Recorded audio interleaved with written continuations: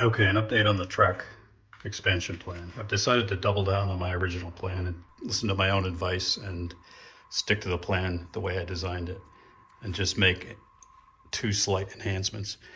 So I looked at, and I appreciate all the inputs, I looked at doing a staging track here, just cutting off this yard, 2-track yard, and going here. And that poses some challenges because if I then move the yard there to staging, it makes these two tracks have to either become an industry or pull them up. And after all that work with the mirror, and I just like the way they look, I don't want to do that. And I'm not one of these who thinks you can't have a yard on the same area that you're actually switching industries. I think having a yard with 2 tracks right there and then pulling those out and putting them into the industry area to be switched is fine. So I also talked about filling that 22-inch space there and extending out and putting a runaround. And that had issues as well, that the more I thought about it, the complexities aren't worth the gains for me. So having to put another track and make that a 4-track crossing after I've gotten that crossing just the way I want it. One of my subscribers rightly made a point that ADM facility just aesthetically looks good where it is. The composition, if you want to call it, works. And if I were to flip it on the inside of that track, like I talked about in a prior video, it may not look good, and it'll get kind of jammed in there between all the tracks. So also, you'd lose some of the complexity, which makes it fun. So shoving the cars into these 2 industries without the runaround, and then just there's plenty of runarounds down here in the kind of the yard area that can be used to get behind those cars and shove them in. So not going to do that. Not going to do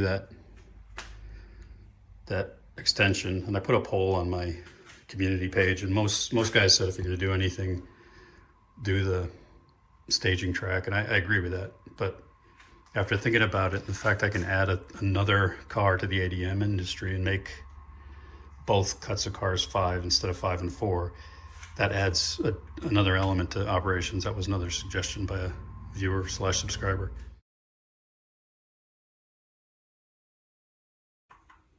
So I am going to do that. I'll add a 3rd spot to the ADM facility. That'll be one change, and then the other change is going to be adding a 2nd track to the engine facility.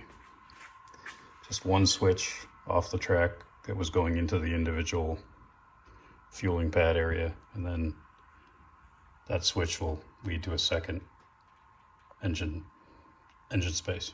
Really, those are the only changes, is this engine house or engine facility, let's call it, having that hold 2 engines so that it's just logistically easier to swap out the engines and refuel the engines in between car cuts. And then the 2nd change is just simply adding another ADM to the industry. Simply, but it means I have to buy 2 more of those ADM cars, and they're not inexpensive these days. So that's it. I think the lesson is stick to your plan. It's good to think about expansion, but don't expand just for the sake of expanding. What I'd like to do is spend my time really optimizing this layout and then enjoy it. And I designed it for a reason. One of my prior videos on why I came up with the track plan, that rationale still stands. So I'm happy I decided to stick to it. And I think if I didn't post the question and get inputs from subscribers, I wouldn't have been able to make a decent, educated decision. So I appreciate all your inputs. This will be the track expansion for the engine facility. So I'm putting a switch here, and there'll be a 2nd track that comes off. And then I'm going to make it, this is basically kitbashing the Walthers fueling facility. So I'll get this up, try to tighter up to the track, probably get rid of this little hut, cut this platform shorter. And then this is about 3/4 of an inch, so it'll fit between the tracks being 2 inches apart on center. And I'll put another strip over here, and then in between the tracks will be this stuff that comes with that fueling kit. So it'll look like it's kind of a paved area, and then I'll fence around it. So I'll continue this fence that I've been building. It'll go around the whole thing. And then there'll be 2 tracks, and that's going to make it a little easier when you're switching. So the first cut of cars would be switched, and then when they get put back, that engine can go into its track, and then the other engine that's on the parallel track can come out and switch the second cut of cars. So it doesn't look like much now, but I assure you it will look good. The concrete pads that come with the kit, the Walther's diesel fueling kit, in my case had to be cut down so that I could fit this one between the rails. This will be on one side of the rails, and then the larger fueling pad will be on this side of the rails.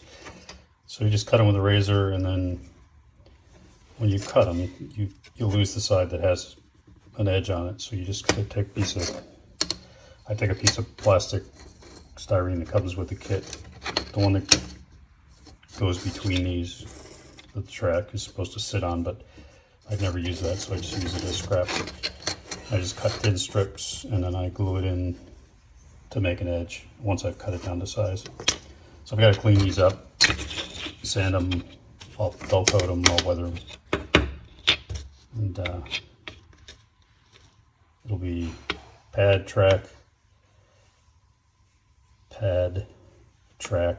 fueling pad. An extremely rough view of what it's going to look like. So there'll be a fueling pad on this far track. There'll be a fence around the whole facility. And then that inner track is really just to store the other engine. So now I have space for both engines. And once it's fenced in and weathered, and we darken that concrete, I'll also cut these so that they're the same length as the concrete. They'll be painted flat black with some rust wash. It's meant to look like steel plating. And then we'll ballast whatever's not concreted. I'll put a bumper at the end there. So it should look good, and most importantly, it gives me 2 tracks on them in the engine facility.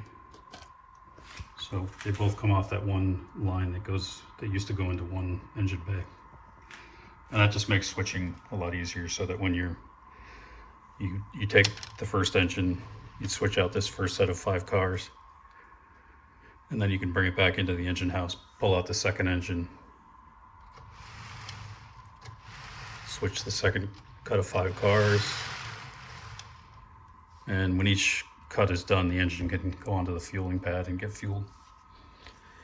It was 5 cars and then 4 cars, but I added a 3rd car to the ADM plant. So now I've got 10 cars in total in the yard that can be switched. So what was the 2-car industry will now have 3 cars, which makes sense. There's room for it. Not sure what to do with that tank. That was the fueling tank, but the fuel is going to be underground. So I'll put inside the fence, I'm going to put some filling hoses here. There's a gate here that a truck can come in and fill the underground fuel tank for the fuel pad. So that's the main change.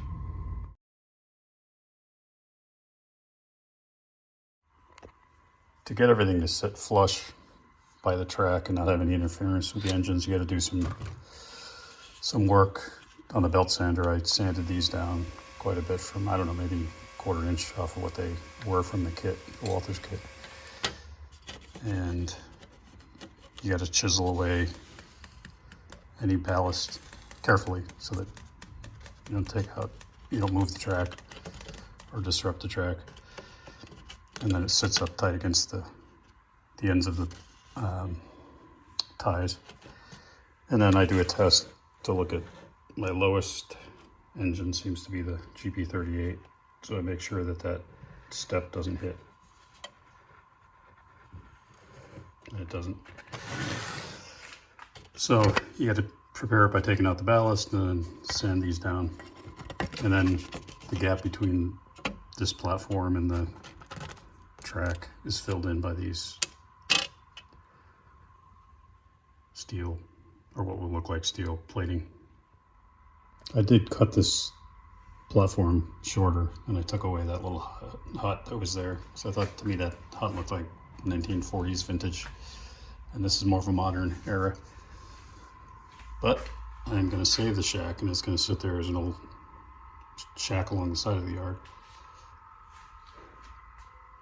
So it's a mess right now, but stay tuned. It will look good, and I'll post updates as we go. Thanks.